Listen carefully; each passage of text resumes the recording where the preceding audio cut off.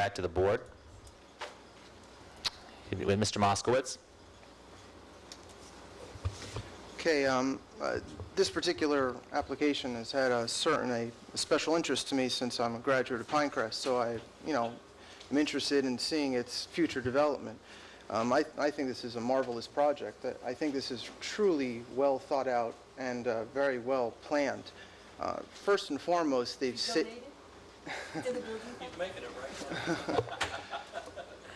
First and foremost, they have kept the two most, in my opinion, historically significant structures, the quadrangle and the bell tower. Those are not moving. If they were moving, I would certainly have an objection to that.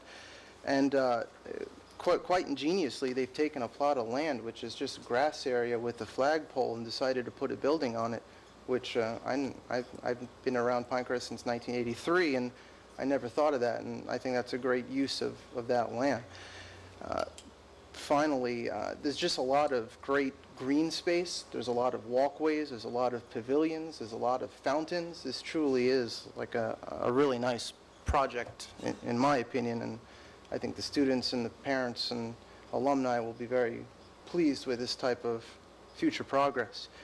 The building is on the high side. It's 48 feet high.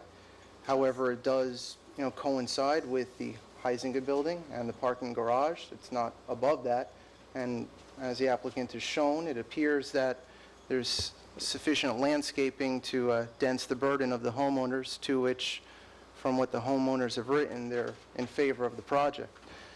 Finally, just to get into the point of whether or not Pinecrest can increase enrollment, I suspect the applicant would like to elaborate on that. From my knowledge, there's a state statute that limits the number of students that can attend Pinecrest, and Pinecrest is a pre-kindergarten through 12th grade school system, and there's been talks to, you could just eliminate pre-K through 6 and just have, or pre-K through 5, and just concentrate on the middle and upper school and have more students in those grades and charge more for those grades. But Pinecrest has always been a pre-K through 12 environment, and so I don't envision the upper school enrollment or any enrollment increasing unless they, remove some lower elementary or pre-K grades. So I don't consider enrollment being a huge issue with regards to this project. But all in all, I think it's just a very well-designed application, and I actually today I decided to call the founder's son. I called Bill McMillan. May McMillan started. She began Pinecrest in the 1930s, and I wanted to get Bill McMillan's input on this project since he's a surviving member of the McMillan family. I asked him, "Is 50 feet too high? What do you think?" And he said, "No, it's a great project. May McMillan would have wanted this," and as soon as he said that to me, that's all I needed to hear. Ms. Moss. Well, I was going to move to approve with some conditions, or is that premature? I just want to have one more question, if you don't mind. All right, Ms. Golub. Yes. How is it that the city is bonding a construction of a private school? I think that's what we heard. No, they're not bonding anything. The city is not bonding anything. The city typically, often municipal governments issue bonds as the issuing agency for the entity that initially is responsible for it. So that's how that works. They're non-recourse. They're non-recourse, yeah. Mr. We're not Witchen. on the hook for that. Thank you. Mr. Witchen. What I struggle with is, first off, Pinecrest is probably one of the finest, if not the finest school in the county. Obviously, I represent University School, but your Pinecrest is excellent. The buildings, I think, are great, and I struggle with hiding them. But the part I just don't believe, and I'm trying to look to staff, is I just don't see it compatible because of the problems that you don't have any control of to the south. So help me out there, Greg.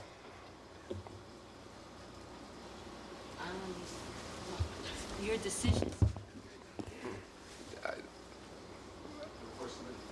How is it compatible with the neighborhood single-family or the duplexes to the south?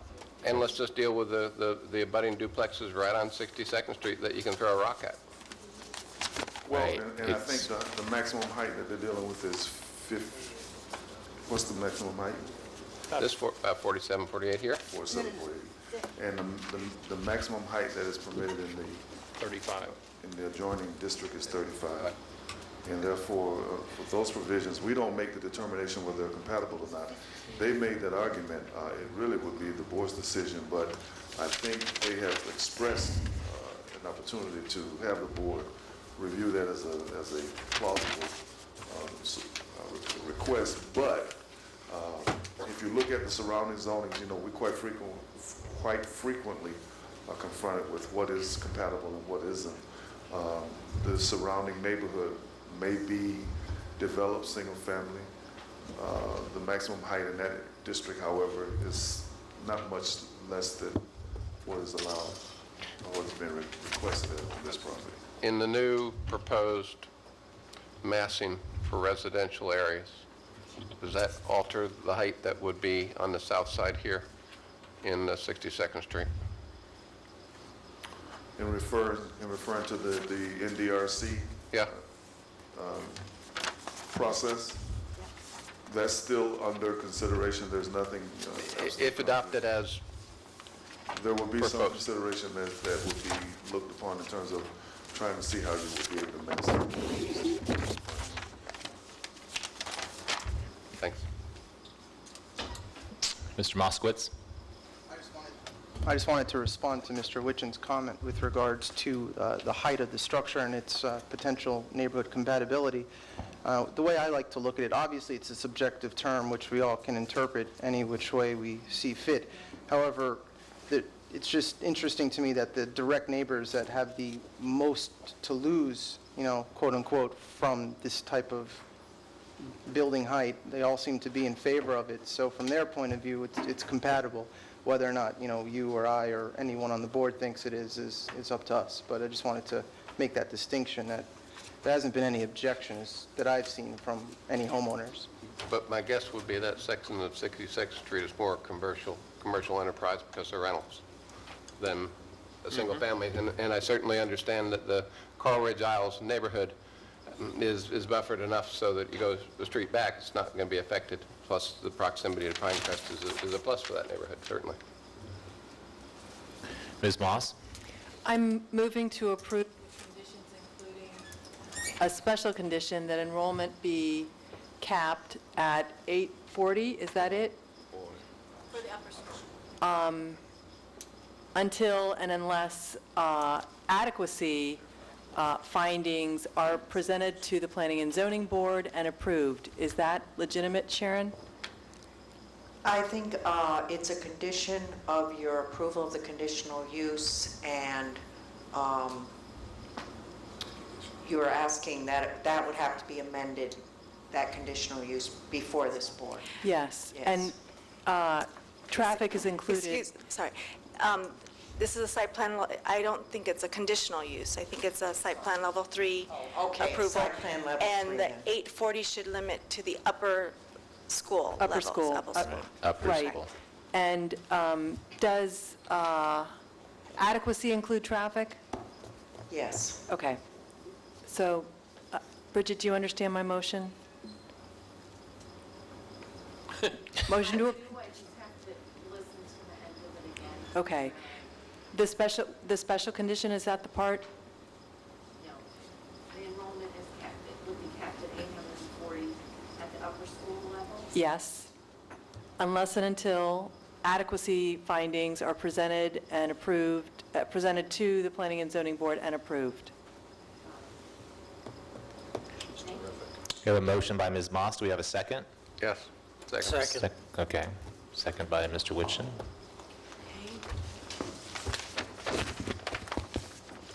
Ms. Howell, did you want to make a comment? I wanted to ask Ms. Moss a question. Is the intent to cap at 840 to limit the access or to control the traffic? I'm not quite sure.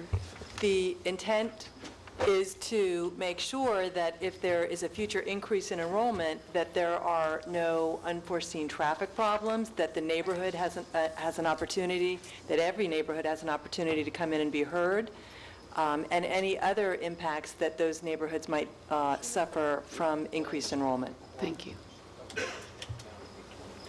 Ready? Go ready. Mr. Moskowitz. Yes. Ms. Moss. Yes. Ms. Freeman. Yes. Mr. McTeague. Yes. Mr. Witchin. Yes. Mr. Stressoff. Yes.